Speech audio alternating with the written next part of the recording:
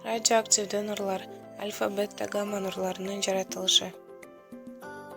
Радиоактивдүү элементтер мурдануунун натыйжасында ядросу башка элементтин ядросуна айланган элементтер радиоактивдүү деп аталат.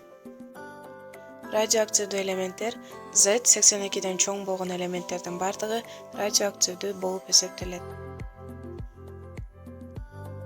Радиоактивдүү нурлар пластинкага таасир этет, абаны иондоштурат, кээ бир заттарды жаркыратат. Коргошун кутучасында бир эле нур чыгып турат. Эгерде биз буга магнитти алып келе турган болсок, анда магнит талаасынын таасири астында бир нур 3 нурга ажырайт. Альфа, бета, гамма нурларына. Бир элементтин туруктуу эмес ядросунун өзүнөн өзү башка элементтин ядросуна өтүп кетиши табигый радиоактивдүүлүк болуп эсептелет. Табигый радиоактивдүүлүк Менделеевдин мезгилдик системасынын аягына жайланышкан бир катар оор элементтер. Табигый радиоактивдүүлүк 1896-жылы Беккерель тарабынан ачылган. Пьер Кюри жана Мария Кюрилер жогорку даражадагы радиоактивдүүлүктү аныкташкан.